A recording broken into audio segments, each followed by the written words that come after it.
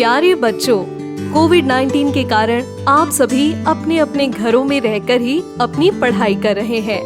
ऐसे समय में आप अपनी पढ़ाई को रोचक तरीके से सीख समझ सकें, इसके लिए झारखंड सरकार द्वारा प्रस्तुत किया जा रहा है हमारा दूरदर्शन हमारा विद्यालय कार्यक्रम।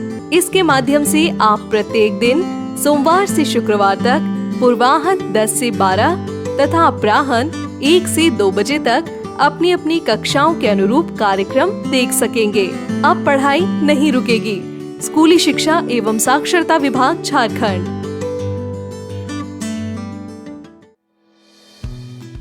नमस्ते दोस्तों, आइए देखते हैं कि आज हम क्या पढ़ेंगे। हम एपिसोड की शुरुआत कक्षा 10 के मैथ्स के चैप्टर अरिथमेटिक प्रोग्रेशन के तीसरे पार्ट के साथ करेंगे। साथ साथ इन पर आधारित प्रश्नों को भी करेंगे। ठीक इसके बाद कक्षा 10 में ही हम विज्ञान के अध्याय मानव नेत्र तथा रंग बिरंगा संसार के चौथे भाग को समझेंगे। साथ साथ इन पर आधारित प्रश्नों को भी करेंगे। ठीक इसके बाद कक्षा 12 में हम गणित के अध्याय सांतत्य तथा अवकलनीयता को पढ़ेंगे। साथ साथ इन पर आधारित बेहद रोचक प्रश्नों को भी करेंगे।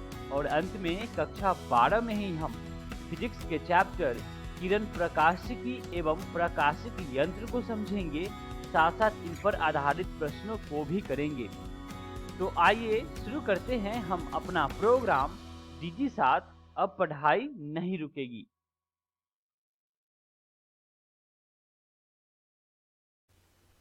नमस्कार दोस्तों, आज हम अध्ययन समांतर श्रेणियां का भाग 3 पढ़ने वाले हैं।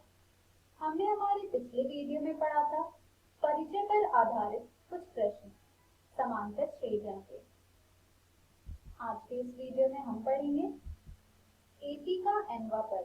तो चलिए आगे बढ़ते हैं और शुरू करते हैं हम हमारा आज का भाग।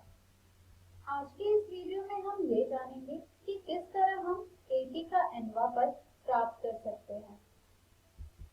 प्रथम पद ए और 7 अंतर डी वाली एक एपी का nवां पद यानी कि an a योग n घटा a गुने b द्वारा प्राप्त होता है। यानी कि एपी का nवां पद हम प्राप्त कर सकते हैं a योग n घटा a गुने b से।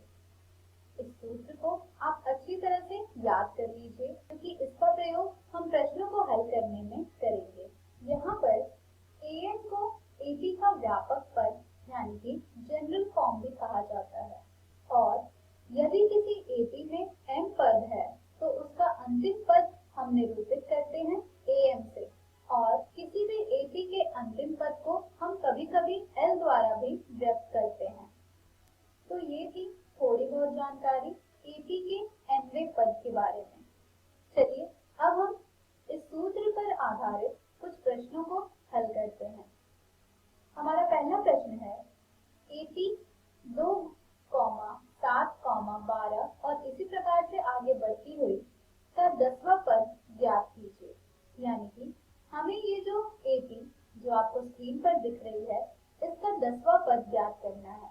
यानी कि इस प्रश्न में हमें ज्ञात करना है 1, 10। तो आइए देखते हैं कि इस प्रकार के प्रश्न को हम किस तरह हल करेंगे। बढ़ते हैं इस प्रश्न के हल की ओर। हल में जैसा कि आप सब जानते हैं, हम सबसे पहले लिखते हैं कि हमें दिया क्या गया है।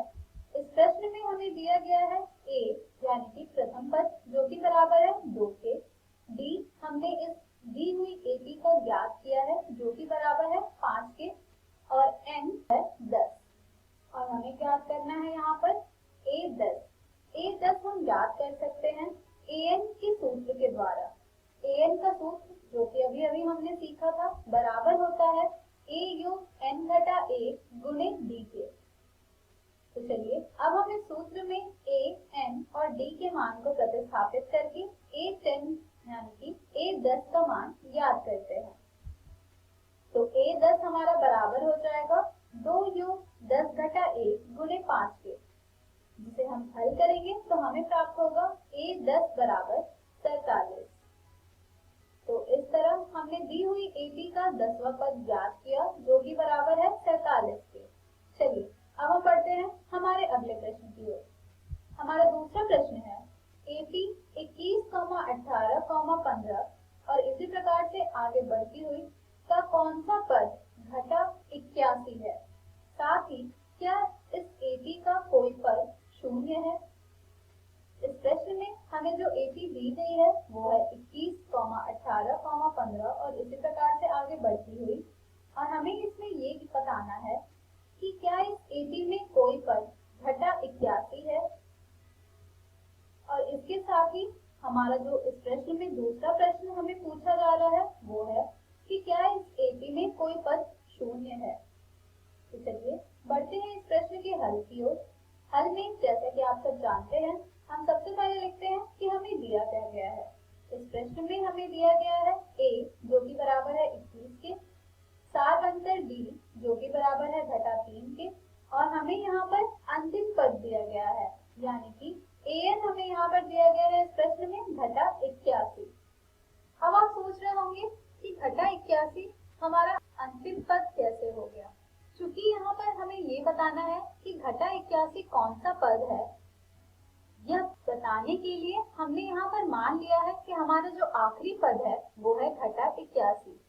तो चलिए अब हम AN के सूत्र द्वारा n का मान ज्ञात करते हैं, जिससे कि हमें पता चल जाएगा कि घटा 81 कौन सा पद है। तो AN का सूत्र जैसा कि आप सब जानते हैं बराबर होता है A योग n घटा 1 गुने D के, जहाँ पर हम अब AN, A और D के मान को प्रतिस्थापित करेंगे। जब हम यहाँ पर इन सभी के मान को प्रतिस्थापित करेंगे तो हमें प्राप्त होगा घटा 81 बराबर 21 योग n घटा 1 गुने घटा 3, जिसे हम हल करेंगे तो हमें प्राप्त होगा घटा 81 बराबर 24 घटा 3n, जिसे हम और हल करेंगे तो हमें प्राप्त होगा घटा 105 बराबर घटा 3n, यानी कि n बराबर 35। तो यहाँ से हमें प्राप्त हो गया n जो कि बराबर है 35 के।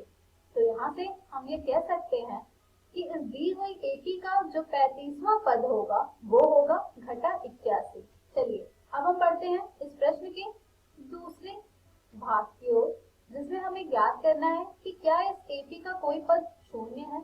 यह ज्ञात करने के लिए हम यहाँ पर मान लेंगे कि हमारा जो AN है वो बराबर है शून्य के, क्योंकि हमें यहाँ पर यह जानना है कि क्या कोई ऐसा n है कि AN बराबर शून्य हो, और यदि कोई ऐसा n है तो हम इसे ज्ञात कर सकते हैं AN के सूत्र द्वारा।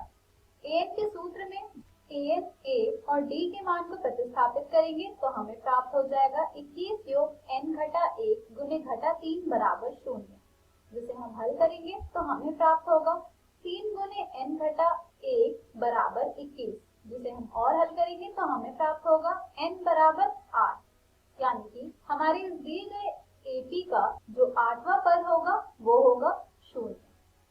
तो इस तरह से हमने इस प्रश्न को हल किया और बताया कि इस AP का कौन सा पद घटा 81 है, और साथ ही यह भी बताया कि इस AP का कौन सा पद 0 है। चलिए अब हम बढ़ते हैं हमारे अगले प्रश्न की ओर, जो कि है वह AP निर्धारित कीजिए जिसका तीसरा पद 5 और 7वां पद 9 है। इस प्रश्न में हमें AP निर्धारित करना है और हमें यहाँ पर दिया गया है उस AP का तीसरा पद और 7वां पद, जो कि है 5 और 9। चलिए बढ़ते हैं आप इस प्रश्न के हल की ओर। हल में जैसा कि आप सब जानते हैं, सबसे पहले हम यह लिखते हैं कि हमें दिया क्या गया है। इस प्रश्न में हमें दिया गया है तीसरा पद अर्थात A3, जो कि है 5। A3 को हम लिख सकते हैं A योग 2 गुने D, जो कि बराबर होगी 5 के, और इसी प्रकार से हमें जो 7वां पद दिया गया है यानी कि A7 दिया गया है उसे हम लिख सकते हैं A योग 6D, जो कि बराबर होगी 9 के। यहाँ पर हमें दो समीकरण प्राप्त हुए हैं, जो कि हैं A योग 2 गुने D बराबर 5, इसे हमने समीकरण 1 मान लिया है, और दूसरी समीकरण हमने माना है A योग 6 गुने D बराबर 9 को। अब जब हमारे पास दो समीकरण आ गए हैं तो चलिए अब हम इस दोनों समीकरण को हल करेंगे। हल करने के लिए हमने घटाया है। जब हम इन समीकरण को घटाएंगे तो हमें प्राप्त हो जाएगा घटा 4D बराबर घटा 4 के, और यहाँ से हमें प्राप्त हो जाएगा d बराबर a। अब जब हमारे पास d का मान आ गया है तो हम a का मान भी बहुत ही आसानी से ज्ञात कर सकते हैं। तो a का मान हम ज्ञात करेंगे किसी भी समीकरण में d के मान को प्रतिस्थापित करके। यहाँ पर हम पहले समीकरण में d के मान को प्रतिस्थापित कर रहे हैं। जब हम d के मान को प्रतिस्थापित करेंगे तो हमें प्राप्त होगा a योग 2 गुने a बराबर 5, जिसे हम हल करेंगे तो हमें प्राप्त हो जाएगा a बराबर 3। तो अब हमारे पास यहाँ पर a का भी मान आ गया है और d का भी मान आ गया है। a बराबर है हमारे 3 का और d बराबर है 1 के। तो चलिए आगे बढ़ते हैं और निर्धारित करते हैं हम AP को। तो इस AP का जो प्रथम पद होगा वो बराबर होगा a के, और a हमने यहाँ पर प्राप्त किया है 3। तो इस तरह हमने AP का प्रथम पद प्राप्त कर लिया है जो कि है 3। अब हम ज्ञात करेंगे AP का दूसरा पद। AP का दूसरा पद हम ज्ञात कर सकते हैं a योग b को हल करके। a हमारे पास यहाँ इस प्रश्न में दिया गया है 3 और d हमें दिया गया है 1, जिसे हम जोड़ेंगे तो हमें प्राप्त होगा 3 योग 1 यानी कि 4। अब हम ज्ञात करेंगे AP का तीसरा पद। AP का तीसरा पद हम ज्ञात कर सकते हैं a योग 2 गुने d को हल करके। जब हम यहाँ पर a और d के मान को प्रतिस्थापित करेंगे तो हमें प्राप्त हो जाएगा 3 योग 2 गुने 1 यानी कि 5। इसी प्रकार से अब हम AP का चौथा पद ज्ञात करेंगे जो कि बराबर होगा a योग 3 गुने d के। जब हम यहाँ पर a और d के मान को प्रतिस्थापित करेंगे तो हमें प्राप्त हो जाएगा 3 योग 3 गुने 1, जिसे हम हल करेंगे तो हमें प्राप्त होगा 6। तो इस तरह हमने AP के कुछ पद को ज्ञात किया है जो कि है A1, A2, A3 और A4। तो जो AP हमारा निर्धारित होगा वो हो जाएगा 3, 4, 5, 6, 7 और इसी प्रकार से आगे बढ़ता हुआ, और यही हो जाएगा हमारा वांछित AP।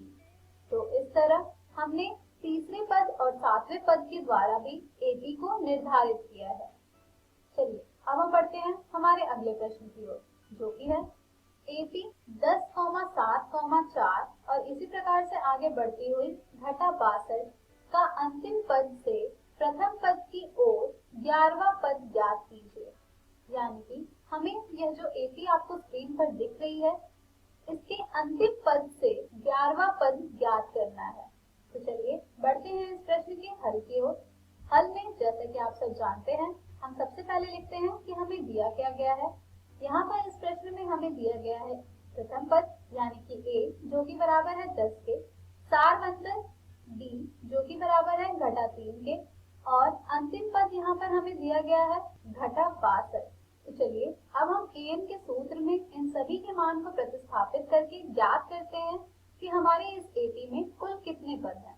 an का सूत्र जैसा कि आप सब जानते हैं बराबर होता है a योग n घटा 1 गुने d के, जिसमें हम an, a और d के मान को जब प्रतिस्थापित करेंगे तो हमें प्राप्त हो जाएगा घटा 62 बराबर 10 योग n घटा 1 गुने घटा 3, जिसे हम हल करेंगे तो हमें प्राप्त होगा घटा 72 बराबर n घटा 1 गुने घटा 3, जिसे हम और हल करेंगे तो हमें प्राप्त होगा 24 बराबर n घटा 1, और जब हम यहाँ से n प्राप्त करेंगे तो हमें प्राप्त हो जाएगा 25। यानी कि इस दिए गए AP में कुल 25 पद हैं। अब हमें ज्ञात करना है अंतिम पद से प्रथम पद की ओर का 11वां पद। तो अंतिम पद से प्रथम पद की ओर का 11वां पद बराबर होगा 15वें पद के। तो यहाँ पर अब हमें इस प्रश्न का 15वां पद ज्ञात करना है। 15वां पद हम ज्ञात कर सकते हैं a योग 14 गुने d को हल करके। हमारे पास इस प्रश्न में a का मान भी है और d का मान भी है। जब हम इन दोनों के मान को प्रतिस्थापित करेंगे तो हमें मिल जाएगा a 15 बराबर 10 योग 14 गुने घटा 3, जिसे हम हल करेंगे तो हमें प्राप्त होगा 10 घटा 42 यानी कि घटा 32। तो इस दी गई AP का अंतिम पद से प्रथम पद की ओर का 11वां पद अर्थात a 15 बराबर हो रहा है घटा 32 के। तो इस तरह हमने इस प्रश्न को भी हल कर लिया है। इस तरह के और भी प्रश्न आपको आपकी NCERT बुक में मिल जाएंगे जिसे आप जरूर हल करें। के इस वीडियो में हमने सीखा एपी का nवां पद। हम हमारे अगले वीडियो में जानेंगे एपी के प्रथम n पदों का योग। धन्यवाद।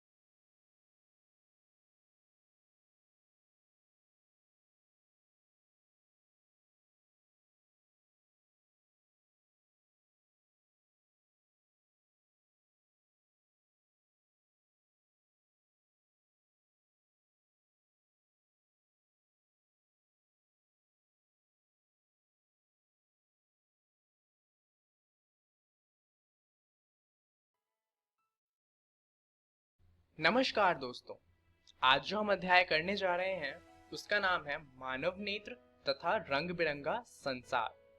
आज हम इसका चौथा भाग करेंगे। तो चलिए जानते हैं इस चौथे भाग में हम बात किस चीज की करने वाले हैं। तो इसमें हम बात करेंगे वायुमंडलीय अपवर्तन की। परंतु वायुमंडलीय अपवर्तन को पढ़ने से पहले चलिए एक मजेदार सा टॉपिक स्टार्ट करते हैं, जो कि है इंद्रधनुष। क्या आप जानते हैं कि इंद्रधनुष कैसे बनता है? जरा इस तस्वीर को देखिए, क्या आपको कुछ समझ में आ रहा है इससे? दरअसल ये एक तस्वीर है एक पानी की बूंद की। यहाँ पर सबसे पहले जो सूर्य की रोशनी है उसका अपवर्तन होता है। उसके बाद जब रोशनी पानी की बूंद के अंदर जाती है तो दूसरी तरफ से बाहर निकलने के बजाय उसका परावर्तन हो जाता है। क्या आप जानते हैं यहाँ पर कौन सा परावर्तन हुआ होगा? अगर आपका उत्तर है पूर्ण आंतरिक परावर्तन, तो आपका जवाब सही है, क्योंकि यहाँ पर कोई शीशा तो लगा नहीं है और यहाँ पे पानी की बूंद ही है। तो यहाँ पर किरण का अपवर्तन हुआ है, परंतु इतना ज्यादा अपवर्तन हुआ है कि वो वापस से उसी माध्यम में आ गई और इसके बाद यहाँ पे इसका फिर से अपवर्तन होता है और पानी की बूंद से जो रोशनी जिस तरफ से आई है उसी तरफ से वापस निकल जाती है, परंतु इस बार उसका स्पेक्ट्रम बन चुका है और वो 7 अलग अलग कलर में विभाजित हो चुकी है, जो हमें इंद्रधनुष के रूप में दिखाई देती है। यहाँ पर इस फिगर को देखिए, अगर आपकी आंखें इस तरफ है तो आपको आगे की तरफ इंद्रधनुष दिखाई देगा। तो यहाँ पर आपको 3 चीजें देखनी है। एक तो जो सूरज है वो हमारे पीछे की तरफ होना चाहिए, दूसरा जो पानी की बूंद है वो हमारे आगे की तरफ होनी चाहिए, तब जाकर कहीं हमें इंद्रधनुष हमारे आगे दिखाई देगा। और यही कारण है कि इंद्रधनुष इतना कम दिखाई देते हैं, क्योंकि हर समय बारिश तो होती नहीं है और जब बारिश होती है तो जरूरी नहीं है कि जो सूरज है वो हमारे पीछे की तरफ हो। चलिए इंद्रधनुष के बारे में एक और खास बात जानते हैं। हो सकता है कि आपको लगता हो कि इंद्रधनुष एक हाफ सेमी सर्कल होता है, यानी कि एक सर्कल का आधा हिस्सा होता है, जैसा यहाँ पर भी दिखाया गया है। परंतु वास्तव में जो इंद्रधनुष होता है वो एक पूरा सर्कल होता है, यानी कि एक पूर्ण चक्र होता है और हमें नीचे से सिर्फ आधा दिखाई देता है। अगर आप किसी ऊंची बिल्डिंग से या फिर हवाई जहाज से इंद्रधनुष को देखें तो आपको एक पूरा चक्र दिखाई देगा। चलिए अब शुरुआत करते हैं वायुमंडलीय अपवर्तन को समझते हुए। इसको हम कुछ सवालों के जरिए समझेंगे। जैसे कि पहला सवाल है कि कोई भी आकाशीय वस्तु अपनी वास्तविक स्थिति से कुछ ऊंचाई पर प्रतीत होती है, तो ऐसा क्यों होता है? अब जाहिर सी बात है कि इस सवाल का उत्तर है वायुमंडलीय अपवर्तन। परंतु आइए देखते हैं कि ये होता किस तरह से है। मान लीजिए ये हमारा अर्थ है, मानना क्या है, ये अर्थ की ही फोटो है और ये है इसका वायुमंडल। जैसा कि हम जानते हैं कि अर्थ के चारों ओर वायु की काफी सारी परतें हैं, तो वो हमारा वायुमंडल होता है।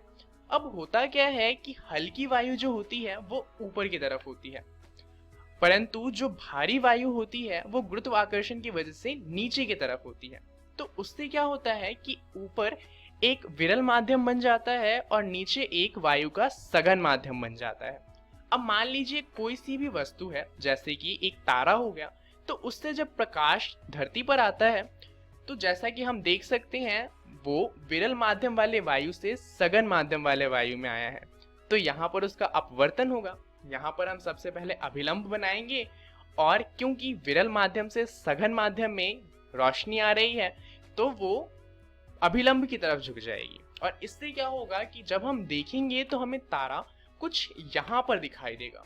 तो उसकी वास्तविक स्थिति तो थोड़ी नीचे थी, परंतु हमें तारा थोड़ा ऊपर दिखाई दे रहा है, उसकी आभासी स्थिति थोड़ी सी ऊपर हो गई है। जितनी भी चीजें धरती से बाहर होती हैं, यानी कि धरती के वायुमंडल से बाहर होती हैं, वो सभी चीजें इसी रीजन से हमें थोड़ी सी ऊपर की तरफ उठी हुई दिखाई देती है। चलिए अब देखते हैं हमारा दूसरा सवाल। ये है अग्रिम सूर्योदय तथा विलंबित सूर्यास्त। दरअसल होता क्या है कि सूर्य उगने से 2 मिनट पहले ही हमें दिखाई देने लगता है और जब वो डूब जाता है उसके भी 2 मिनट बाद तक हमें दिखाई देता रहता है। तो ऐसा भी होता है वायुमंडलीय अपवर्तन की वजह से है। जैसा हम जानते हैं कोई भी चीज हमें थोड़ी सी ऊपर की ओर उठी हुई दिखाई देती है, इसी वजह से जो सूरज है वो नीचे डूबने के बाद भी हमें 2 मिनट तक दिखाई देता है। चलिए देखते हैं कि ऐसा होता कैसे है। ये हमारा अर्थ हो गया और ये उसके आसपास की वायुमंडल और ये हमारा हो गया क्षितिज। अब अगर आपको नहीं पता कि क्षितिज क्या होता है तो दरअसल अर्थ हमारा गोल है और अगर हम उसके कहीं पे भी हैं तो हमें पूरा अर्थ तो दिखाई देगा नहीं, हम अर्थ के एक कुछ हिस्से को ही देख सकते हैं। उदाहरण के लिए आप इंडिया में हैं तो आप यहाँ पर खड़े खड़े अमेरिका को नहीं देख सकते क्योंकि वो जस्ट हमारे नीचे है। तो इसीलिए अर्थ का जितना भाग हम देख सकते हैं उसके आगे हमें ऐसा प्रतीत होता है कि आकाश और धरती दोनों मिल रहे हैं और उसी को हम क्षितिज कहते हैं। जब सूर्य उससे ऊपर आ जाता है तो हम कहते हैं कि सूरज उग गया है और जब सूरज उसके नीचे चला जाता है तो हम कहते हैं कि सूरज डूब गया है। अब मान लीजिए सूरज यहाँ पर है और इसकी रोशनी अर्थ तक आ रही है। यहाँ पर क्या होगा कि हमारे अर्थ में वायुमंडलीय अपवर्तन के कारण सूर्य की ये रोशनी थोड़ी सी झुक जाएगी अभिलंब की तरफ और उससे क्या होगा कि हमें सूरज क्षितिज के ऊपर दिखाई देगा और ऐसा होने के कारण हमें सूर्य 2 मिनट तक ज्यादा दिखाई देगा। यही कारण है कि सूर्योदय 2 मिनट पहले हो जाता है और डूबने के 2 मिनट बाद भी हमें सूरज दिखता रहता है। यहाँ पर आप देख सकते हैं जैसा कि हमारे अर्थ में वायु की बहुत सारी लेयर है, यानी कि बहुत सारी परतें हैं, तो सूर्य की रोशनी बहुत बार अपवर्तित होती है और इस कारण हमें सूर्य होराइजन यानी कि क्षितिज से ऊपर दिखाई देता है जबकि वो नीचे होता है। चलिए अब देखते हैं अगला सवाल। तो हम जानते हैं कि तारे टिमटिमाते हैं, तो सवाल यही है कि आखिर तारे टिमटिमाते क्यों हैं। इसी सवाल के साथ हम ये भी जानेंगे कि तारे टिमटिमाते हैं फिर भी ग्रह क्यों नहीं टिमटिमाते। तो यहाँ तक तो आप जानते ही हैं कि ये अर्थ है और वायु का सघन और विरल माध्यम है। अब यहाँ पर कोई तारा है, तारे हमसे बहुत बड़े हैं परंतु बहुत ज्यादा दूर है, इसलिए उनसे सिर्फ एक किरण ही अर्थ तक पहुंचती है और इस एक किरण का बहुत बार अपवर्तन होता है। उससे क्या होता है कि तारे की जो पोजीशन यानी कि जो उसका प्रतिबिंब है वो हर बार बदलता रहता है और इससे क्या होता है कि तारा हमें हर बार थोड़ा सा हिलता हुआ दिखाई देता है और इसी कारण कई बार हम तक उसकी रोशनी पहुंचती है, कई बार नहीं पहुंचती, कई बार कम पहुंचती है और इसीलिए हमें ऐसा लगता है कि जो तारे हैं वो टिमटिमा रहे हैं। वहीं पे अगर हम एक किसी ग्रह की बात करें तो ग्रह तारे से बहुत ज्यादा छोटे होते हैं, उनके पास तो खुद की रोशनी भी नहीं होती, दूसरी की रोशनी को रिफ्लेक्ट करते हैं, परंतु क्योंकि वो हमसे बहुत ज्यादा पास हैं तो तारे की तरह उनसे सिर्फ एक किरण नहीं बल्कि बहुत सारी किरण आती है। तो इसी वजह से ये थोड़े से ऊपर तो उठे हुए दिखाई देते हैं परंतु क्योंकि इनसे बहुत सारी किरण आ रही है, तो अगर 4-5 किरण हम तक नहीं भी पहुंच पाती, फिर भी काफी सारी किरण हम तक पहुंच जाती है और इसी वजह से ये टिमटिमाते नहीं है। चलिए अब देखते हैं कि इस वीडियो में हम क्या क्या जान चुके हैं। इस वीडियो में हमने बात करी है वायुमंडलीय अपवर्तन की, जहां पर हमने ये जाना कि अर्थ का जो वायुमंडल है उसकी वजह से अपवर्तन कैसे होता है। दरअसल वायु की बहुत सारी परतें बन जाती हैं। कुछ वायु गर्म होती है जो ऊपर की तरफ चली जाती हैं और ठंडी वायु नीचे रहती हैं। इसी वजह से ऊपर की तरफ विरल माध्यम बन जाता है, जबकि नीचे की तरफ सघन माध्यम बन जाता है। और इसीलिए जब भी किसी बाहर में रखे हुए बिंब की रोशनी हम तक पहुंचती है तो उसका अपवर्तन होता है और इसी वजह से वो जहां पर होता है वहां ना दिखकर हमें कहीं और दिखाई देता है। चलिए जानते हैं कि अगली वीडियो में हम क्या जानने वाले हैं। तो अगली वीडियो में हम बात करेंगे कि प्रकाश का प्रकीर्णन कैसे होता है।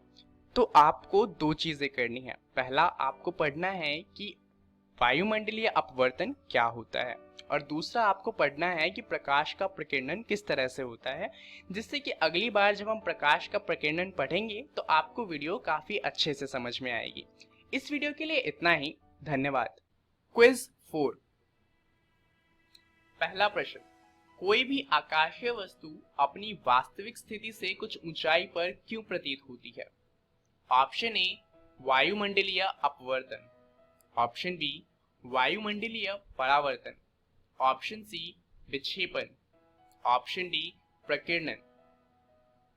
दूसरा प्रश्न, वायुमंडलीय अपवर्तन किस कारण होता है? ऑप्शन ए, वायु के कणों के कारण। ऑप्शन बी, वायु के घनत्व में अंतर। ऑप्शन सी, वायु का समान घनत्व। ऑप्शन डी, इनमें से कोई नहीं। तीसरा प्रश्न, ग्रह क्यों नहीं टिमटिमाते? ऑप्शन ए, उनमें एकल किरण होती है। ऑप्शन बी, उनमें बहुत सी किरणें होती हैं। ऑप्शन सी, वे दूर हैं। ऑप्शन डी, इनमें से कोई नहीं। चौथा प्रश्न, 2 मिनट पहले सूर्योदय के पीछे क्या कारण है? ऑप्शन ए, विक्षेपण। ऑप्शन बी, प्रकीर्णन। ऑप्शन सी, वायुमंडलीय परावर्तन। ऑप्शन डी, वायुमंडलीय अपवर्तन। पांचवा प्रश्न, इंद्रधनुष क्यों बनते हैं? ऑप्शन ए, अपवर्तन। ऑप्शन बी, परावर्तन। ऑप्शन सी, पूर्ण आंतरिक परावर्तन। ऑप्शन डी, ए और सी। सही उत्तर, पहले प्रश्न का उत्तर ए, दूसरे का बी, तीसरे का बी, चौथे का डी और पांचवें प्रश्न का उत्तर है डी।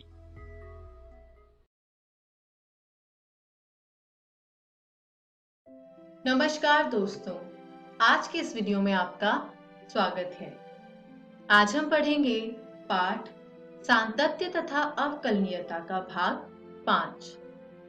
पिछले वीडियो में हमने जाना संतत फलनों के बारे में, अवकलनीयता के बारे में और साथ ही हमने देखे श्रृंखला नियम, अस्पष्ट फलनों का अवकलज और संयुक्त फलनों का अवकलज। तो चलिए आगे बढ़ते हैं और जानते हैं इस पाठ के आज के भाग में हम क्या पढ़ेंगे। आज हम पढ़ेंगे प्रतिलोम त्रिकोणमितीय फलनों के अवकलज, यानी इसी को यदि मैं अंग्रेजी में कहूं तो differentiation of inverse trigonometric functions. चलिए आगे बढ़ते हैं और शुरू करते हैं। इसे हम समझेंगे एक उदाहरण की सहायता से। कहा गया है f of x बराबर साइन इनवर्स x का अवकलज ज्ञात कीजिए और यह मान लीजिए कि इसका अस्तित्व है। तो आइए हल करते हैं। मान लीजिए कि y बराबर है fx के, जो कि बराबर है साइन इनवर्स x के, यानी साइन x के प्रतिलोम के। तो यदि इसको मैं ऊपर वाले दिए गए समीकरण को थोड़ा सा बदल दूं तो वो हो जाएगा x बराबर साइन y। अब इन दोनों पक्षों का x के सापेक्ष हम अवकलन करेंगे। जब हम इसका अवकलन करेंगे तो हमको प्राप्त होगा 1 बराबर cos y into dy by dx या फिर cos y गुना dy बटे dx। तो यहाँ पे हुआ क्या, जब हमने बाएं पक्ष का x के सापेक्ष अवकलन किया तो dx बटे dx हो गया 1, लेकिन साइन के साथ जो कोण है वो y है और x के सापेक्ष अवकलन किया जा रहा है, तो यहाँ हमने उपयोग में लाया श्रृंखला नियम को। तो साइन y का जब y के सापेक्ष में अवकलन हुआ तो वो हो गया cos y और साथ ही में गुना में रह गया dy बटे dx। आइए आगे बढ़ते हैं। अब यदि dy by dx गुना में जो cos y था उसको दूसरी ओर लिया जाए तो हो जाएगा dy बटे dx बराबर 1 बटे cos y। यानी हम ऐसे भी लिख सकते हैं कि dy by dx बराबर 1 बटे में cos गुना साइन इनवर्स x। कुछ नहीं किया है, सिर्फ y जो है उसका मान हमने समीकरण में स्थापित कर दिया है। अब हमें पता है कि cos y का मान शून्य नहीं हो सकता। क्यों? क्योंकि फलन परिभाषित नहीं रहेगा। यानी अगर cos y शून्य नहीं हो सकता तो इससे हमें सीधा परिणाम में ये प्राप्त होता है कि साइन इनवर्स x जो है वो ना तो -π/2 के बराबर है और ना π/2 के बराबर है। तो हम ये कह सकते हैं कि x का मान ना तो ऋणात्मक 1 के बराबर है ना ही 1 के बराबर है, जिससे हमें ये पता चला कि x जो है वो विवृत अंतराल -1, 1 में बिलोंग करता है। यानी x जो है वो -1 और 1 के बीच में दी गई कोई एक संख्या है। तो चलिए आगे बढ़ते हैं। अब हमें पता है कि x जो है वो -1, 1 के विवृत अंतराल में है, तो हम लिख सकते हैं कि साइन गुना साइन इनवर्स x जो है वो x के बराबर हो जाएगा। हमें पता है कि cos स्क्वायर थीटा बराबर होता है 1 माइनस साइन स्क्वायर थीटा के। और ऐसे कैसे? क्योंकि हमने पढ़ रखा है कि cos square theta plus sine square theta बराबर हो जाएगा 1 के। तो इसे हल करने पर हमें प्राप्त होगा 1 माइनस साइन, अब y की जगह पे आप साइन इनवर्स x लिख दीजिए, तो ये हो जाएगा 1 माइनस साइन गुना में साइन इनवर्स x का होल का स्क्वायर। अब साइन से साइन इनवर्स जाएगा, जैसे कि आपने ऊपर देखा वहां पे केवल x बच जाएगा, तो ये हो गया 1 माइनस एक्स स्क्वायर। यानी cos स्क्वायर y का मान है 1 माइनस एक्स स्क्वायर। अब अगर cos स्क्वायर y का मान 1 माइनस एक्स स्क्वायर है तो cos y का होगा √1 माइनस एक्स स्क्वायर। इससे हमें ये मिला कि y जो है वो बिलोंग करता है, या y एक संख्या है -π/2, π/2 के विपरीत अंतराल के अंदर, जिससे हमें ये पता चलता है कि cos y का मान जो है वो 0 से बड़ा है, यानी cos y धनात्मक है। तो cos स्क्वायर y अगर धनात्मक है तो 1 माइनस एक्स स्क्वायर के बराबर होगा जब, तो आप इसको कुछ इस प्रकार से हल करेंगे कि cos y बराबर अंडर रूट या फिर वर्गमूल 1 माइनस एक्स स्क्वायर। अब आप सोच रहे होंगे कि ये ऊपर हमने किया क्या? हमने ये किया कि जब आप वर्ग हटाएंगे cos y का तो आपको प्लस में भी मिल जाएगा 1 माइनस एक्स स्क्वायर का वर्गमूल और माइनस में भी मिल जाएगा। लेकिन क्योंकि हमने ऊपर देखा है कि cos y जो है वो 0 से बड़ा है, तो इसलिए cos y बराबर होगा धनात्मक वर्गमूल 1 माइनस एक्स के वर्ग के। तो हम लिख सकते हैं कि dy बटे dx बराबर है 1 बटा cos y बराबर 1 बटा अंडर रूट में 1 माइनस एक्स स्क्वायर के। तो ये हमें हमारा हल प्राप्त हो गया। आगे बढ़ते हैं और एक और उदाहरण देखते हैं। अगला उदाहरण है कि f of x बराबर है tan इनवर्स x के, और इसका हमें अवकलज ज्ञात करना है और यह मान लेना है कि इसका अस्तित्व है। अब मान लीजिए कि y बराबर है fx के और वो बराबर है tan इनवर्स x के, तो हम लिख सकते हैं कि x बराबर है tan y के। दोनों पक्षों का x के सापेक्ष अवकलन करने पर हमें प्राप्त होता है कि 1 बराबर हो जाएगा sec square y Guna dy by dx। अब ये हुआ कैसे? बाएं पक्ष में था x, उसका जब आप x के सापेक्ष अवकलन करेंगे तो आपको 1 प्राप्त होगा, और दाएं पक्ष में है tan y।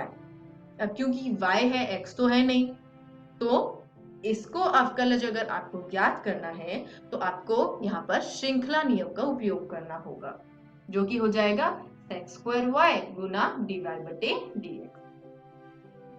अब हमें इससे प्राप्त हो गया कि dy बाई dx बराबर होता है 1 बटे सेक्स स्क्वायर वाई के। अब हमें पता है कि sex square theta minus tan square theta होता है 1 के बराबर, तो सेक्स स्क्वायर थीटा की जगह हम लिख सकते हैं 1 प्लस tan स्क्वायर थीटा।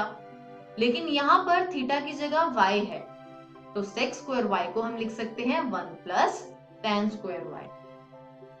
अब y हमारा क्या था, y बराबर fx बराबर tan इनवर्स x, तो y की जगह पर आप tan इनवर्स x डाल दीजिए और पूरे का वर्ग ले लीजिए, आपको मिल जाएगा 1 बटे में 1 जमा x square.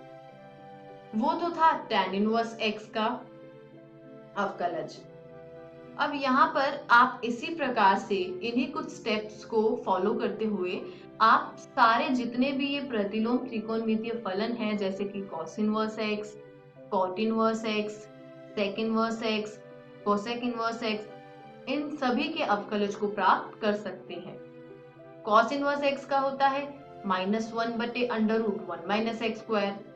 cot inverse x का होता है -1 बटे 1 plus x square. sec inverse x का अवकलज होता है 1 बटा x गुना वर्गमूल x स्क्वायर माइनस 1, और cosec इनवर्स x का होता है -1 बटे में x गुना वर्गमूल x स्क्वायर माइनस 1। ये तो थे प्रतिलोम त्रिकोणमितीय फलन और उनके अवकलज। साथ ही में ये जो डोमेन ऑफ f डैश है, ये क्या है, ये होता है कि अवकलज के बाद जो आपको फलन प्राप्त हो रहा है उसका प्रांत क्या होता है।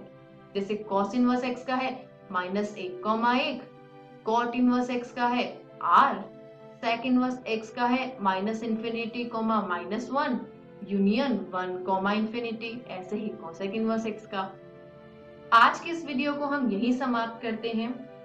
आशा करती हूँ आज का अध्याय आपको समझ आया होगा।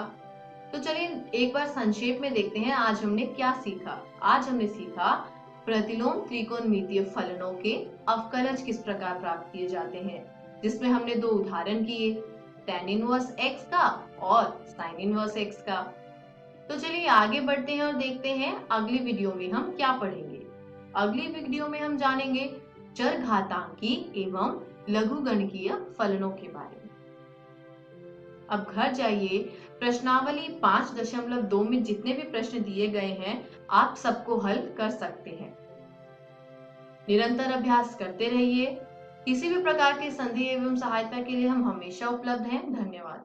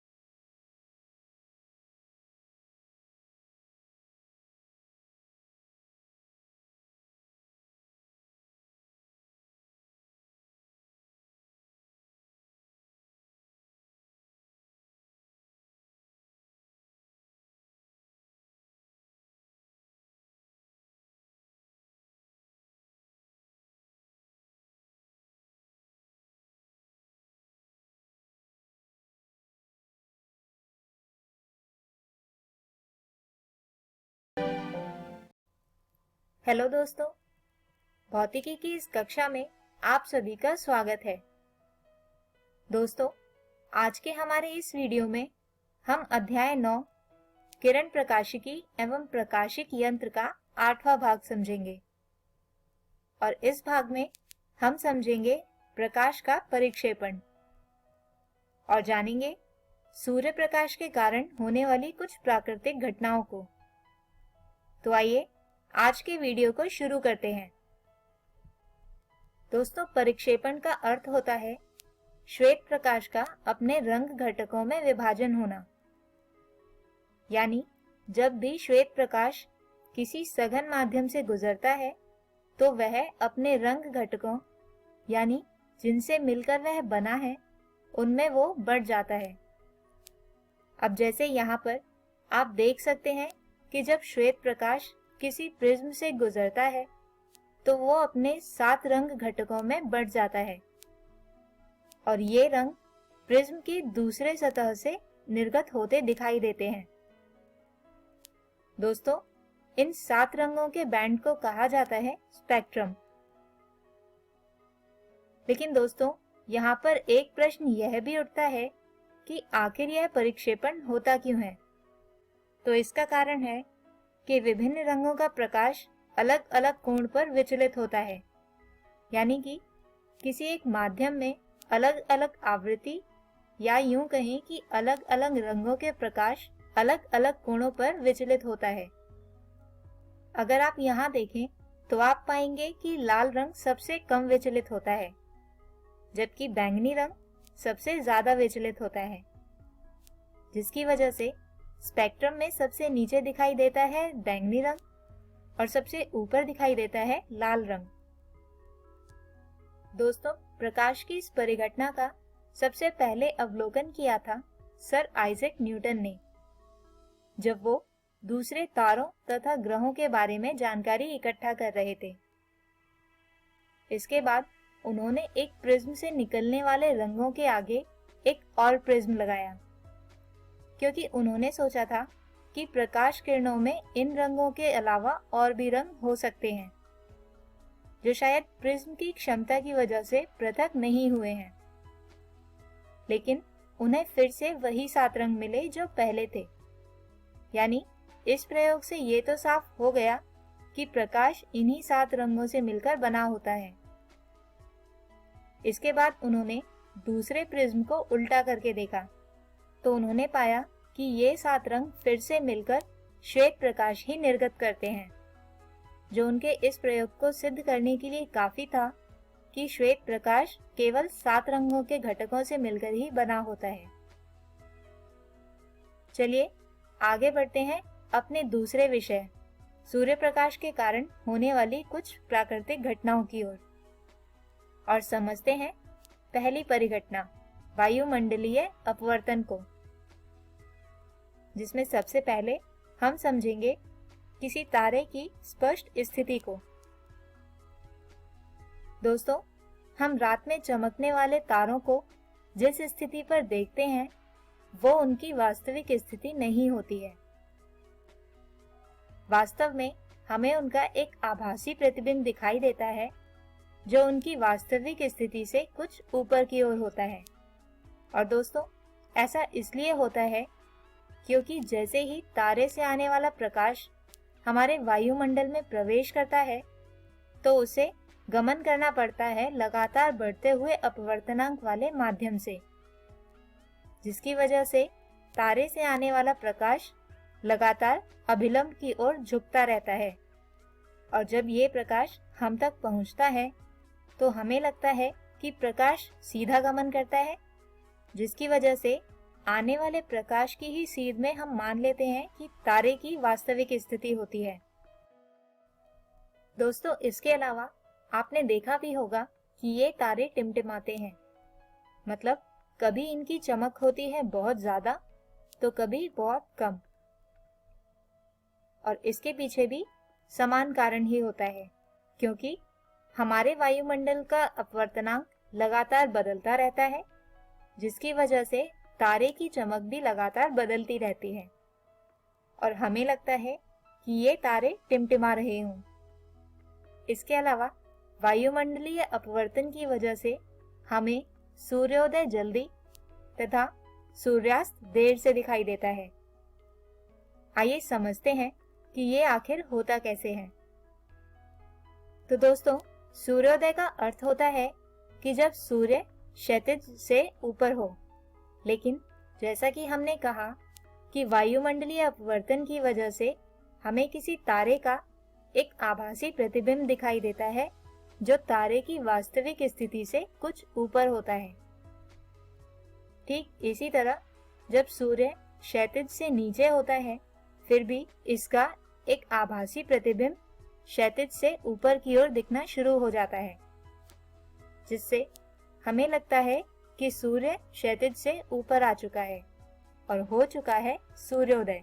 अब ठीक इसी तरह सूर्यास्त के समय पर जब सूर्य क्षैतिज से नीचे चला जाता है, फिर भी हमें उसकी स्थिति क्षैतिज से ऊपर की ओर दिखाई देती है, जिसकी वजह से वास्तविक सूर्यास्त के पश्चात भी हमें सूर्य दिखाई देता रहता है और इसी वजह से हम कह सकते हैं कि सूर्यास्त में देरी हो जाती है। आइए अब समझते हैं सूर्य प्रकाश के ही एक और परिघटना, सूर्य प्रकाश के प्रकीर्णन को। दोस्तों, इस परिघटना के अनुसार जब सूर्य प्रकाश वायुमंडल में प्रवेश करता है, तो इसके प्रवेश करने के बाद वायुमंडल में मौजूद कणों से यह टकराता है और सूर्य प्रकाश में उपस्थित कम तरंग दैर्ध्य वाले रंग वायुमंडल में मौजूद कणों से टकराने के कारण इधर उधर फैल जाते हैं। और जैसे कि हम जानते हैं कि सबसे कम तरंग दैर्ध्य होती है नीले रंग की, इसलिए सबसे ज्यादा नीला रंग ही फैल जाता है, जबकि सबसे ज्यादा तरंग दैर्ध्य वाला लाल रंग सबसे कम फैलता है। दोस्तों, इस परिघटना को हम अपनी रोजाना जिंदगी में देखते भी हैं, और वो है आसमान का नीला दिखाई देना। यानी हम ये कह सकते हैं कि सूर्य के प्रकाश के प्रकीर्णन के कारण आकाश नीला दिखाई देता है। इसके अलावा आपने सूर्योदय और सूर्यास्त के समय सूर्य तो देखा ही होगा। इस समय पर सूर्य कुछ ज्यादा ही लाल नहीं दिखाई देता, जबकि पूरे दिन में सूर्य कुछ ऐसा दिखाई देता है। तो दोस्तों, सूर्य का इन अलग अलग रंगों में दिखाई देना भी होता है सूर्य प्रकाश के प्रकीर्णन के ही कारण। कैसे? आइए समझते हैं। तो जैसा कि हमने कहा कि सूर्योदय और सूर्यास्त के समय सूर्य होता है क्षैतिज के सबसे पास, और इस स्थिति में सूर्य प्रकाश को हम तक पहुंचने के लिए वायुमंडल में सबसे ज्यादा गमन करना पड़ता है, जिसकी वजह से सूर्य प्रकाश के काफी सारे रंग प्रकीर्णित हो जाते हैं और सबसे ज्यादा तरंग दैर्ध्य होने के कारण सिर्फ लाल रंग ही हम तक पहुंच पाता है और हमें लगता है कि जैसे सूर्य ही लाल रंग का हो गया हो। वहीं दोपहर के समय सूर्य होता है ठीक हमारे सर के ऊपर, और अब सूर्य प्रकाश को हम तक आने के लिए वायुमंडल में सबसे कम दूरी तक गमन करना पड़ता है, जिसकी वजह से कम सूर्य प्रकाश ही प्रकीर्णित होता है और लगभग श्वेत प्रकाश ही हम तक पहुंच जाता है, जिसकी वजह से सूर्य भी कुछ श्वेत ही दिखाई पड़ता है। तो दोस्तों, इसी के साथ हम हमारे आज के वीडियो को यहीं पर खत्म करते हैं और हम उम्मीद करते हैं कि आपको आज के वीडियो में समझाए गए विषय समझ आए होंगे। तो दोस्तों, आज के हमारे इस वीडियो में हमने समझा प्रकाश के परिक्षेपण को, यानी कि श्वेत प्रकाश का अपने 7 रंगों में विभाजित होना। इसके बाद हमने समझा सूर्य प्रकाश के कारण होने वाली कुछ प्राकृतिक घटनाओं को, जैसे कि वायुमंडलीय अपवर्तन, प्रकाश का प्रकीर्णन और सूर्योदय तथा सूर्यास्त के समय सूर्य का रंग। अगले वीडियो में हम समझेंगे प्रकाश की ही एक और परिघटना, कुल आंतरिक परावर्तन को। तब तक के लिए गुड बाय।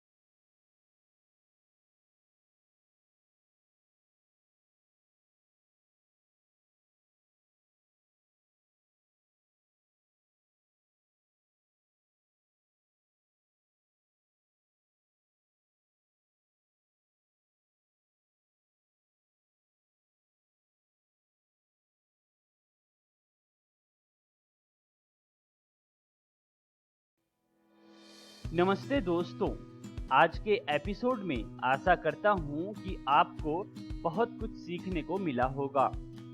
आइए देखते हैं कि आज हमने क्या पढ़ा।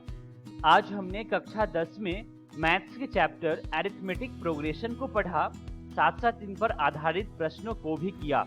ठीक इसके बाद कक्षा 10 में हम विज्ञान के अध्याय मानव नेत्र तथा रंग बिरंगा संसार को पढ़ा, साथ साथ इन पर आधारित प्रश्नों को भी किया। ठीक इसके बाद कक्षा 12 में हम गणित के अध्याय सांतत्य तथा अवकलनीयता को पढ़ा और इसके बाद कक्षा 12 में ही हम भौतिकी के अध्याय किरण प्रकाशिकी एवं प्रकाशिक यंत्र को समझा, साथ साथ इन पर आधारित प्रश्नों को भी किया।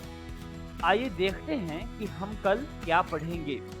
दोस्तों, कल हम कक्षा 10 में सामाजिक अध्ययन के अध्याय विनिर्माण उद्योग के बारे में पढ़ेंगे। ठीक इसके बाद कक्षा 10 में ही हम इंग्लिश के चैप्टर प्रीपोजिशन को पढ़ेंगे। ठीक इसके बाद कक्षा 12 में हम केमिस्ट्री के चैप्टर पी ब्लॉक एलिमेंट्स को पढ़ेंगे और अंत में कक्षा 12 में ही हम बायोलॉजी के चैप्टर वंशागति के आणविक आधार को समझेंगे, साथ साथ इन पर आधारित प्रश्नों को भी करेंगे। इस प्रसारण से संबंधित सुझाव, अपने प्रश्न इत्यादि आप हमें jcertrg@gmail.com तथा टोल फ्री नंबर 1800 5728 585 पर संपर्क कर सकते हैं।